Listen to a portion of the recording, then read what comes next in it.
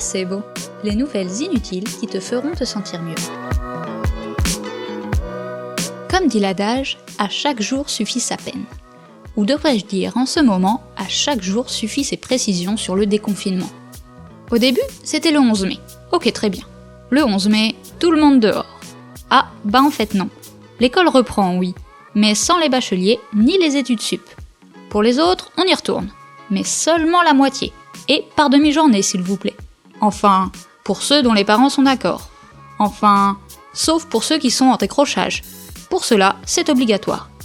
Et puis il faudra qu'ils aient tous des masques, sauf si l'intégralité de la demi-classe a été testée négatif. Mais pour ça, il faudrait qu'il y ait des tests. Mais on n'est pas sûr. Et puis, il faut qu'il y ait des masques aussi.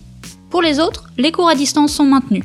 Sauf pour ceux qui ne sont pas équipés, sans connexion ou sans ordi. Enfin bon, là les gars, vous faites pas franchement d'efforts, Et puis pour les vieux alors ? Dans les EHPAD, il faut recommencer les visites, car l'isolement est fatal. Mais la contamination l'est aussi. Et puis ceux qui sont chez eux ? Ils peuvent sortir, mais pas après 65 ans. Mais si t'as 65 ans et que tu cours un marathon chaque dimanche, est-ce que ce n'est pas moins risqué que si tu en as 32 et que tu es immunodépresseur ? Allez comprendre, vous. Pour tout le reste, on ne sait pas. Et au final, ce n'est peut-être pas plus mal. Alors, chers auditeurs, bon lundi. Si par hasard vous avez eu la chance d'y comprendre quelque chose, n'hésitez pas à éclairer ma lanterne. En ce qui nous concerne, à Malaratsa, on a baissé les bras. Si on ne piche pas, tant pis. On se rattrape sur toutes les âneries dont nous régale l'espèce humaine à travers le monde. Donc bienvenue sur Placebo, la revue de presse quotidienne du confinement. Et nous commençons tout de suite par une virée au Japon, le pays des samouraïs, des fleurs de lotus et des distributeurs de pain en canette. Oh, sacrilège! Sur cette terre pleine d'émerveillement et d'abomination, l'épidémie du coronavirus se porte très bien.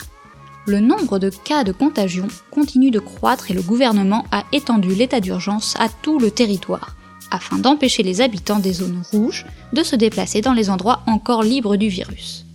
C'est dans ce contexte quelque peu dramatique que la gouverneure de Tokyo, Yuriko Koike, a fait son entrée. L'ancienne diplomate, qui a un profil international et un caractère bien trempé, a décidé de donner des indications sur le confinement en anglais, ce qui s'avère plutôt utile pour les étrangers restés bloqués en ville. C'est aussi peut-être la raison pour laquelle elle est devenue la protagoniste d'un jeu vidéo à la première personne, dans lequel vous devez l'amener à éloigner les citoyens indisciplinés. Yuriko patrouille en ville comme une sorte de drone, car oui, elle peut même voler, et use de son super pouvoir de distanciation sur les groupes des Tokyoïtes. À quand une Justice League, ou plutôt une Social Distancing League, avec la super-héroïne mexicaine Susana Distancia ? Comme d'habitude, on vous met le lien en description. Faites-nous savoir ce que vous en pensez, mais si vous vous mettez à danser comme les personnages de ce jeu vidéo, coronavirus ou non, on veut les vidéos. Et en parlant du respect des mesures de quarantaine, on se dirige maintenant vers Lille, où les 3 gérants du bar La Pépite ont décidé de créer une bière de confinement.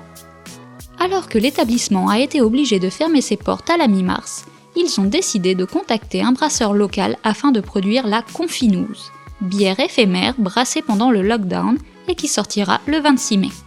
Une première pour ses associés, qui n'ont choisi que des produits du Nord en ce qui concerne les ingrédients, la fabrication et les étiquettes. Et surtout, qui ont tout fait par téléphone sans pouvoir goûter leur breuvage. Ou comment le confinement permet de joindre l'utile à l'agréable en combattant l'ennui et en faisant une rentrée d'argent. La production est estimée à 1000 litres.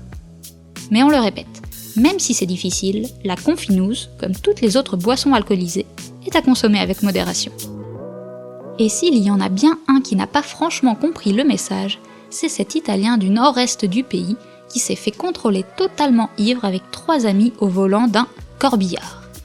Alors que les policiers effectuaient des contrôles routiniers pour le respect du confinement, ils ont vu arriver sur eux le fourgon mortuaire à contresens sur 400 mètres à peu près. Après une course-poursuite plutôt brève, les 4 individus ont été incarcérés.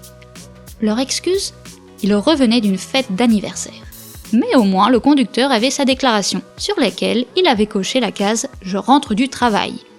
Et on ne peut pas contredire le fait qu'il soit effectivement gérant d'une entreprise de pompes funèbres. Qui a dit que les croque-morts n'avaient pas un certain sens de l'humour ? C'est fini pour aujourd'hui, prenez soin de vous et on se retrouve demain. c'est beau.